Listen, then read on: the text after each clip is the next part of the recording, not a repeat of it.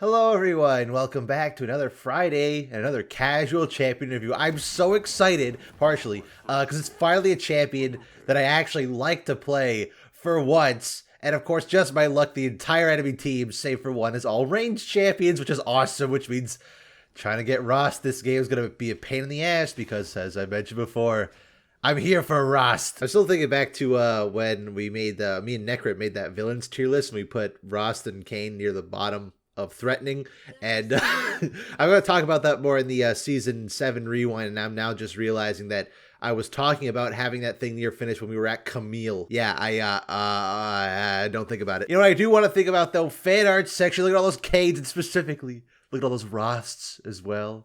Very happy. I think my bias towards RHAAST has come through in plenty of other videos that I've made, but seeing them all there, absolutely wonderful. A massive smile on my face right now, if you couldn't tell. Thank you, fellas. Y'all fantastic. Amazing. Thank you so much. So, I have played Shadow Assassin a grand total of probably like 10 times. And shockingly, I might come as a surprise to some people who, watch my kind of brand of characters that I like. I like the monstery boys. Kayn is actually my, I think, 6th highest mastery champion in the game. Primarily just because I brute force RHAAST every time I do, because I love RHAAST. Shadow Assassin, not so much, but I don't really like assassins in general, and I'll get more why I think RHAAST is better. But for now, I'm just going to try and brute force RHAAST, despite there being 4 ranged champions, so we'll see how it goes. So as for Kayn's lore, I feel like this is one that a lot of people already know. But he was not born in Ionia, he was born in Noxus during Borum Darkworld's era, so before Swain and Darius and the Faceless One took over. And it was also during the age of the Ionian invasions, and so things weren't working out too well, and Borum Darkworld devised a very devious plan and decided, hey, these Ionians are pretty compassionate and nice people, so let's use that against them. They decide to send in a bunch of child soldiers. Noxus aren't the bad guys, right? So they decide to strike a small province on the coast of Ionia and are met by opposing Ionian farmers and locals. And while they sent in these child soldiers in, many of them died because the Ionians did not show them mercy because they hate Noxus that much. And so the other child soldiers just left because they didn't want to fight because they're like 10 years old. But Kayn, being the absolute weapon master that he is, decides to fight anyway. But it turns out it was all a distraction. The child soldiers were not even meant to succeed. They were meant to be cannon fodder for the Ionians should they decide to fight back, so that they could set up a Noxian flank to slaughter the entire rest of the Ionian army that was there. But that's okay, Noxus aren't the bad guys. Days later, Zed and his Order of Shadow arrive to the scene, realizing that the province held no tactical standpoint. There was no real reason or advantage in this ongoing war to attack this coastal area, just that by massacring this entire group of people, it would send a message that Noxus was showing no mercy. They're not the bad guys. And in the wreckage, Zed discovers a bruised and bloody Kayn still holding on to his weapon and decides, I have potential here. He reaches his hand out, offering him to join the Order of Shadow, create him into a weapon to be used against the people who sent him there to die. I don't actually know what to build on. I haven't played Kayn in so long. I don't think I've played Kayn in like, oh man, did I start recording for season 7 like a year ago? So Kayn trained under Zed's tutelage, becoming a master of shadow magic and a master of every weapon. That's not even like hyperbole or an exaggeration. In his own bio, it says that he mastered every weapon. So he's a master of shadow magic, master of every single weapon that's ever existed, doesn't wear armor because he's too confident, doesn't believe he needs it, and he's a teenager. And so he decides one final test to prove that he is the best of all, believing that one day he will eclipse Zed in power and become the new leader of the Order of Shadows. He decides, there's one special thing I can do, and take on this task to go retrieve a mystical darkened weapon from inside of Noxus. That's going good. That's a lot of souls. Are you kidding me? I'm like 1% off the souls, and it's the Shadow Assassin souls at that. Okay, I guess I gotta go hit somebody one time to get my last remaining souls. Lulu, please bestoweth upon my souls. That should be enough, right? Yay, now I have to wait another 4 minutes. So by retrieving this weapon, he ensures that Noxus can't use it against them, but instead of destroying the weapon, he decides to take it for himself, and it corrupts him. The Darkened Scythe, we now know as RHAAST, starts to overtake his body because he's finally found a worthy host that he can come back to the land of the living with a new host body, but Kayn will not so easily give up his destiny. So now Kayn is returning to Ionia. He and RHAAST are trapped in an endless loop of who's gonna get control of the body. Will it be RHAAST and enact his vengeance and join his Darkened brethren, or will it be Kayn to use the power of the Darkened to its fullest and become the new leader of the Order of Shadows? And that aspect of his story is never, ever, ever going to get resolved, because that would mean killing off one of League's characters, and they are never going to do that. It is kind of League's own personal what-if story in a way. It's like, well, who's it gonna be? Because I mean, League of Legends itself has never been canon, not in the modern iteration. You know, back in the OG days, the League of Legends was just settling political disputes, or if you're a monster like Fiddlesticks, they just throw you in there because they don't know what to do with you. But in terms of League of Legends itself, it's just playing out the scenario of like, oh, who wins? I don't know. Well, I guess, yeah, that's about where he lands off. I mean, he showed up in the comic, the Zed comic a little bit. And in fact, he had a bit of a different design there, sort of. It was shown in the comic that when Kayn is not wielding RHAAST, the corruption goes away. I don't really know how to feel about that, but I guess before we get into the weirdness of that design, Joe, we should just get out of the way. Kayn is a weeb. The exact definition of what I would consider a weeb. He is a quote-unquote master of the blade. He's not actually from Ionia, but it's what he associates with. He is ingrained in its culture. He loves its culture. They just don't understand how perfect it is. And he's just an unapologetic edgelord. Super arrogant. Wears no shirt because edgy people do that, I guess. He's corrupted by a demon. Has anime hair with an anime hair streak. Wields a scythe as a weapon. The weapon of the Grim Reaper. And also a farming tool. He's so unapologetic in how edgy he's supposed to be that it's... You know, it doesn't shy away from it, at least. It's not like with Kai'Sa, where it's like, well, we tried to make this this sexy character, but we didn't really want to commit to it. With Kayn, it's full commitment. We are making the most edgy edgelord character that's ever existed. Although Noob Saibot in MK11 exists, and I think that's slightly edgier. You know nothing of cold. You never conjured ice as cold as mine. Death is the coldest ice. And I can't fault him for that. However, yes, now I get to play the real champion. RHAAST, my boy. I'm done with that weakling and now I get to play RHAAST, baby. And I can't exactly look at his character model anymore for comparison, but LOR did release a small redesign for Kayn when he got added to that game, and I do kind of like it. Save for the eye. I think removing the corrupted eye on one half and just having 2 yellow eyes looks really stupid, but everything else about it I quite like. I like the actual robes he has. I like how the corruption looks a bit more like how modern Darken do these days instead of just the current current Kayn's corruption looks more like the old Darken, which if you don't know, old Darken were aliens. Where'd he go? Oh. Oh, rat. Don't you know I have 5 million dashes? But I like the tattered robes that he has in the redesign from Legend of Runeterra. It makes him look a bit more Ionian, and it's not armor. He said that he doesn't like to wear armor, which it's not. He can still wear clothes. I get it's supposed to be edgy that he doesn't wear a shirt, but like, come on. It looks a little silly, don't you think? Especially because he's a youngin'. I mean, he's not a minor anymore. I think he's like 20 or 22 or something these days. Wow. But I don't know. He still radiates the kind of youngin' energy, and having him be shirtless is kind of, weirds me out a little bit, I suppose. You know, a lot of people love Kayn. He's definitely a very fan favorite, popular character.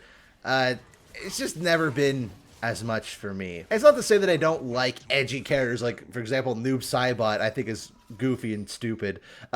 For me, you have to ride this fine line of an edgelord character before they become pathetic. And you can have a fun kind of pathetic. Like, I think Vex is kind of an edgy character and intentionally trying to be edgy and a bit cringe, but it does so in a comedic way. She's played for laughs. Or a character like Reaper from What the hell?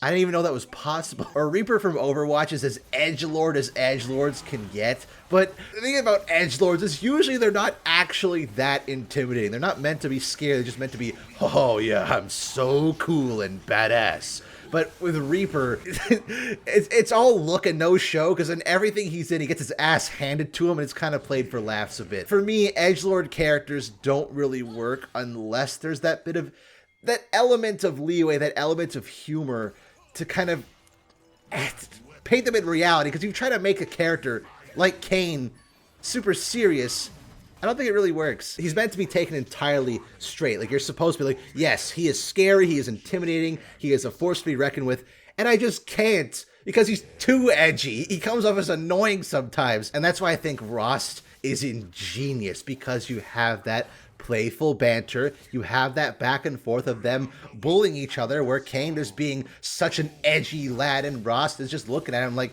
Kayn, shut up, you are so annoying. And you have the opposing banter where RHAAST is like, yes, I just want to kill and bathe in the blood of my enemies, and Kayn is like, RHAAST, you silly goof. Like, it's all about honor and actually having a title. Like, you don't need to kill everyone. And I love that back and forth. That's why, as much as I find base Kayn quite annoying sometimes, I do love the back and forth they have between each other, and it adds so much flavor to them as a character. It's, you know, I think that's the big reason why people love Venom so much, because you have Venom and Eddie Brock. I'm talking specifically about the Venom movies, not just the comic books, but the Venom movies.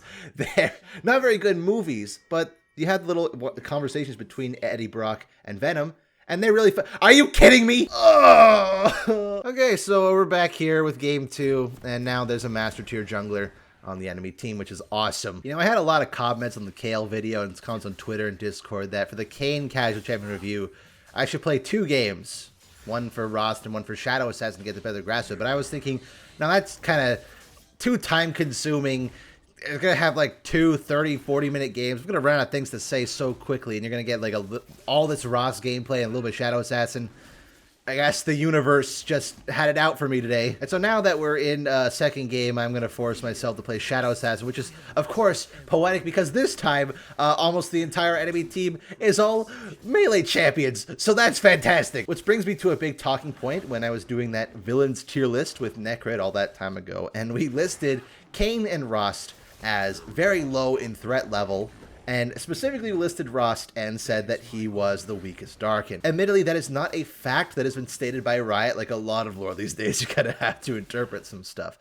But to me, it makes logical sense. Like I said earlier, when Kayn was created, the Darkin were still aliens. It was before the big retcon that happened with Aatrox about a year later. So unless they had that foresight well ahead of time to design RHAAST and Kayn, well, they were still aliens. It gives some explanation for why they're a bit of a weird situation when it comes to the rest of the Darkin. Because later on, we had stuff like Aatrox's rework and Varus, where Varus was retconned into taking over 2 bodies at the same time, and Aatrox was shown that he has taken over hundreds of bodies over his existence as a Darkin weapon, and can do so instantly.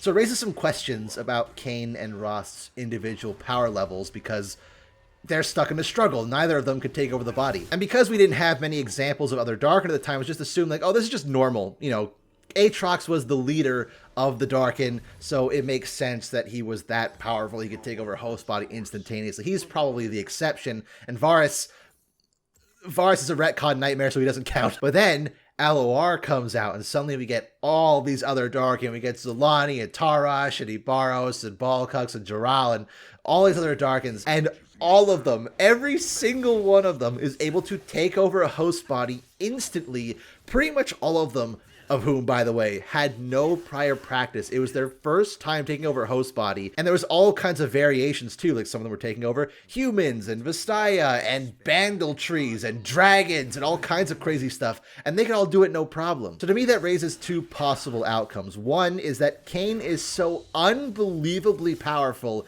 he is able to withstand the power of some of the most powerful beings on Runeterra for years at a time. Or RHAAST is the weakest Darkin, and he is struggling to take over his host body because of it. I'm not going to dismiss the fact that Kayn is probably a powerful being. He's able to master every weapon somehow and was able to learn shadow magic, which, by the way, he didn't know shadow magic from birth, so it was something he was taught. He wasn't inherently born that powerful. Like, to me, it just seems completely unrealistic that Kayn would be that absurdly powerful to be able to withstand the power of the Darkin like that. To me, it just makes a lot more sense that RHAAST is just the runt of the litter. He's the weakling Darkin. And I also think that helps make his character all that more enjoyable. Because I don't think it's any coincidence that all these Darkin, besides Varus, who again, Varus is a retcon nightmare, so I tend not to count him in these things, but all the Darkin are these massive beings. Even when they take over smaller host bodies, they grow to be much larger, but RHAAST is still the same size as Kayn. And in fact, keeps a lot of Kayn's designs with him, his pants, namely. And to me, when I think of it, it's like small dogs, you know? Small dogs are the most hyper and aggressive and sometimes violent breeds of dogs there are. You look at sometimes the big dogs are all nice and cozy, and then you took a Chihuahua, and they are Satan spawn. And that's what RHAAST is to me. RHAAST is the Chihuahua of the Darkin, because I like to think, because he's the weaker of the bunch, he is the runt of the litter, he's constantly trying to prove himself and getting completely engrossed in the idea of killing. He's just trying to show how powerful he is, when really, he's not nearly as powerful as any of the other Darkin. Like, I don't think it's any coincidence that the other Darkin either want to save the world, in quotes, like Zolani does, or they're like Aatrox and his followers, the people that follow, the Darkin that do actually follow him without being corrupted by Zolani. They just want to die. But RHAAST is the exception, where he's like, nah, I just want to kill things. I just want to murder and slaughter to my heart's content because it's fun. Not as strong as the rest of them. And to me, that adds even more humor to his character. Again, it's not a hard confirmed fact that this is the case. Just, to me, it makes logical sense, adds a bit more humor to RHAAST as a character, and I can't fathom that Kayn is actually that powerful. God damn it, are you kidding me? I should just go RHAAST. I really should. I should just say screw it.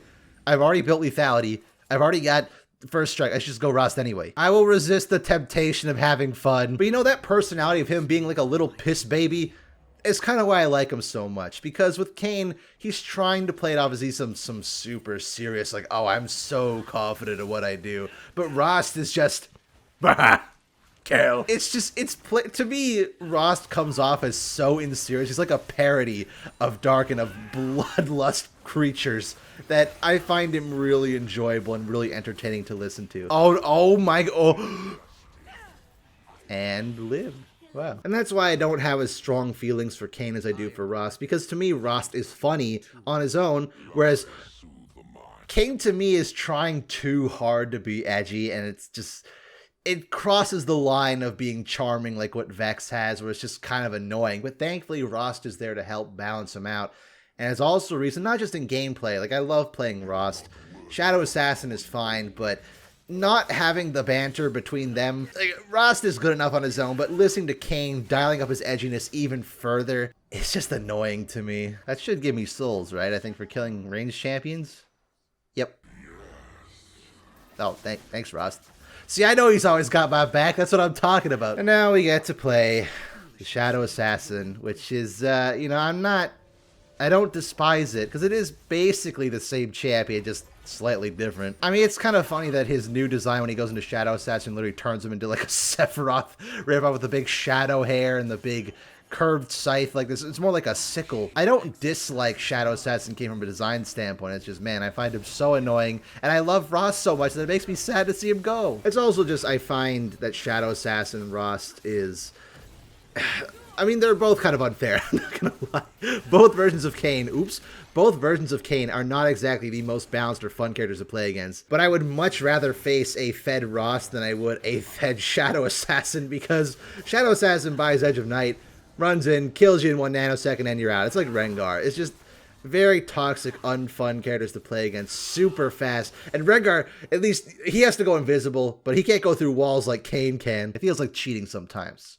I don't know. Maybe it's also just kind of my preference and playstyle. I tend to like more bruisery, less as hyper mobile as Kayn is, though, you know, RHAAST still has the base mobility of Kayn, but adding that level of crowd control, the diving in and out, healing, drain tanking, I find much more enjoyable as a play pattern, though it's not balanced by any metric. As much as I don't think it's particularly balanced, the notion of having a character that can completely switch its own play style depending on the situation, like you can go from this bruisery character to an assassin, is very neat. I mean, we have stuff like build diversity, where you have, Volibear can go a tank build or an AP build or any metric, that kind of stuff. But Kayn, having your character turn into a completely different character with upgrade abilities like removing the cast time on W if you go Shadow Assassin, or getting a crowd control on it if you go RHAAST, I think that's very innovative. And of course, Kayn was released during what I consider the last year of the golden years of League. About seasons 5 to 7, I'd say. Of course, the caveat for having this whole switching between multiple different forms as the game goes on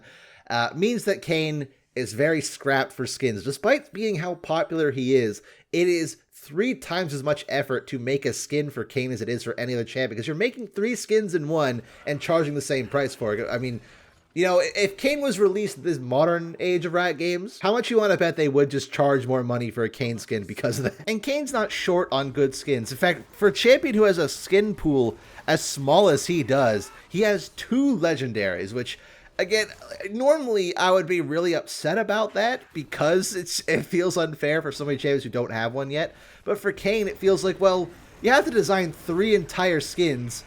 You might as well go the extra mile. And, Odyssey Kayn is just absolutely awesome as a skin anyways, so it's never bothered me as much, especially when it's a champion who doesn't get skins very frequently anyway. It's like, if you're going to get a skin once every 2 or 3 years, you can go the extra mile, especially if you have to put so much effort for him anyway. Of course, you got Heartsteel as well, which was a kind of a fun idea that RHAAST was just an alternate personality of Kayn. I've grown to like that skin a lot more. There's a bunch of other great ones too. Snow Moon is fantastic. Night and Dawn is there. I don't really know what else to say about Kayn. I mean, technically I've been talking about him for like 40 minutes, 45 minutes-ish, because I've been playing 2 games. But I would have really rathered if I got to play RHAAST this game. Sorry, Karthus.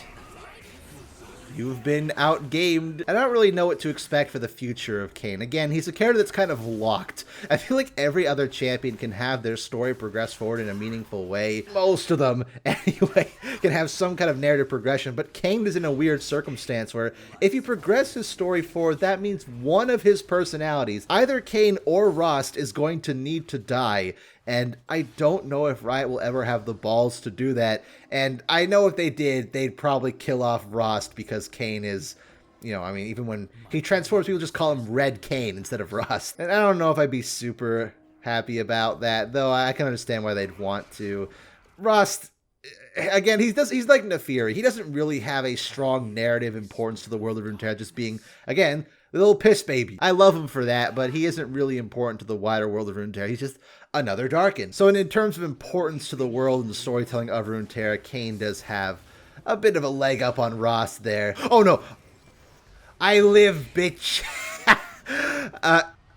I live. Still, I think all in all, Kayn was still an incredibly unique champion added to the game that's not quite as overbearing as some of the other unique champions like good old Cassante over there. But I think having the archetype of an actual weeb as a playable character in the game, I think it was one part hilarious because most of the people who play Kayn are weebs, but also because as much as the sexy shirtless guy is an overused archetype, at least when Kayn was introduced, that was a relatively new thing. He released pretty soon after Rakan, but in that current age of League, they were kind of the only ones. And I'm not sure if RHAAST release is what helped kickstart Aatrox's rework development and the lore retcon of the Darkin, but if it did, then, that's a pretty big piece of League history to have behind him. Alright, I think the game is finally ending. I would have really liked to have played a 30-minute game of RHAAST instead of this freak, but, ooh. But here we are. Next week, I think we have to play Kayn, another character I don't particularly like too much. But then I got to go to Kog'Maw and Kled and a bunch of other characters I do like. Oh, please, no. Spell Shield, baby. All right, thank you for stopping this week's Casual Champion Review, fellas. I hope you had a good time, and I'll see you next week for Kayn, okay?